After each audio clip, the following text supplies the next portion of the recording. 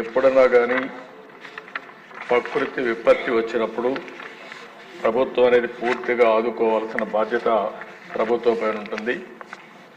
ఇంత మునుపు హరికేన్ అప్పుడు నేను చూశాను, తర్వాత ఉదూ తుఫాను వచ్చినప్పుడు చూశాను.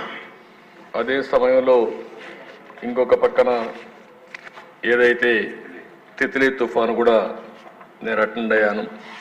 ఈ 3-4 తుఫాన్లు చూసిన తర్వాత అధ్యక్ష, ఇప్పుడు కూడా ఈ 5-6 జిల్లాలో వచ్చిన విపత్తు వల్ల ఇమీడియట్గా తాత్కాలికంగా వాళ్ళకి ఇవ్వాల్సిన గ్రాంట్ ఇది కూడా రిలీఫ్ ఇవ్వాలి.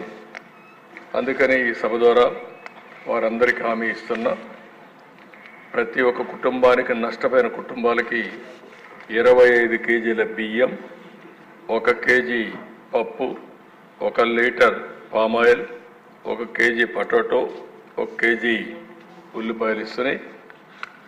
ఎప్పుడు ఇవ్వని విధంగా ఎవరైతే ఇళ్ళు పూర్తిగా నీళ్ళు వచ్చి ఇబ్బంది పడ్డారో, అదే మరి క్యాంపులకు తీసుకుపోయి పెట్టారో, అలాంటి ఇండ్లకు ప్రతి ఒక్కరికి కుటుంబానికి 3,000 రూపాయల చొప్పున ఆర్థిక సహాయం. ఈ రెండు చేసిన తర్వాత ఇప్పుడే ఇక్కడే అగ్రికల్చర్ మినిస్టర్ని, రిలీఫ్ మినిస్టర్ గారిని కోరుతున్నారు. రేపు నాకు నీతి ఆయోగ్ మీటింగ్ ఉంది, నేను ఢిల్లీకి పోకపోతే నేనే వచ్చేవాడిని.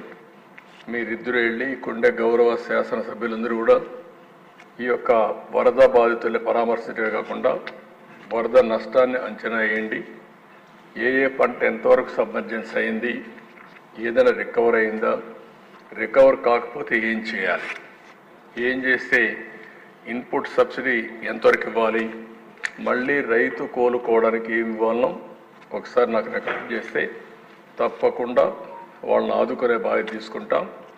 ఏ పంట నష్టపోయిందో కొన్ని నామ్స్ కూడా ఇంతవరకు మనం ఎస్టాబ్లిష్ చేశాం. ఆ నామ్స్కు తగినట్టు ప్రతి ఒక్క రైతును ఆదుకునే బాధ్యత ఈ ప్రభుత్వం తీసుకుంటాం.